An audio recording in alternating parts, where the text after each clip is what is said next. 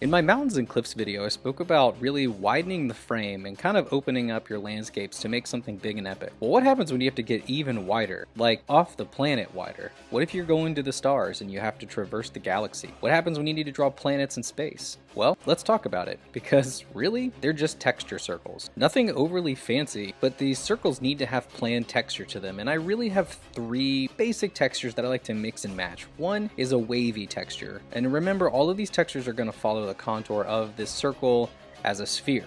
So we've got the wavy textures. I like contours that's a little wispier, and then I like these ripples, so having large circles with ripples that are fading and mixing together, and then mixing them all around, remembering it's 3 dimensions and that this is a sphere, not necessarily just a circle. So rings can also be something that you throw into your planets, and they will vary in their size and their direction, but as you make your rings, remember that with that circle in perspective, the edges are going to be the thickest point. They're going to be thinner in the front and the back, but a lot of times we tend to only do the rings of a planet really flat and straight on. Try altering your angle to try and make something just look a little bit more dynamic so that you don't have the same kind of planet shape over and over again. So layering is really important when it comes to all of these planned textures, because this is going to help you show, having a planet that has some land, water, what have you. And so it's essentially nothing more than having your base, planning out your land masses, and then adding your atmosphere on top of it. You can either do that with color or you can erase or add white. Now let's talk about craters.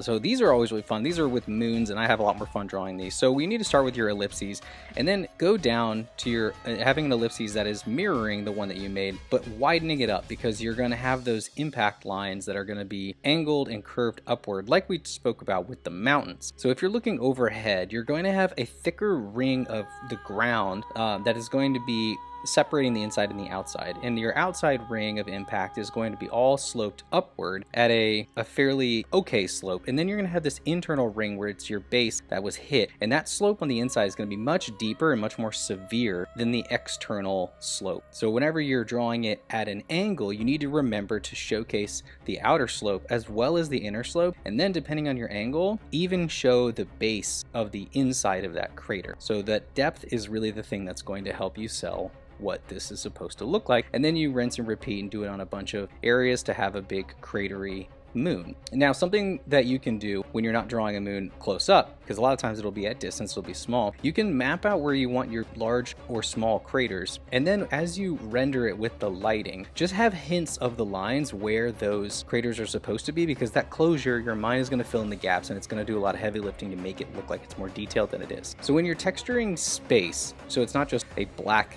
area, I like to do kind of 3 different types of things. So one is feathering, which is just kind of fun. It's more interesting. It's very classic. You see it a lot of like old 1950s style sci-fi comics and stuff. Another way that I like to do is the edge hatching, which is where you just kind of have these swoops and these waves, and then you connect them with cross hatching. Now the third one is the good old classic Kirby crackle, which anybody who's a fan of classic comic books understands that these are just circles that overlap each other, and then you can throw some white circles to highlight on top of them as well. Thank you guys for watching. Go check out my school for downloadable art hack guides. Now go practice. Thanks everyone.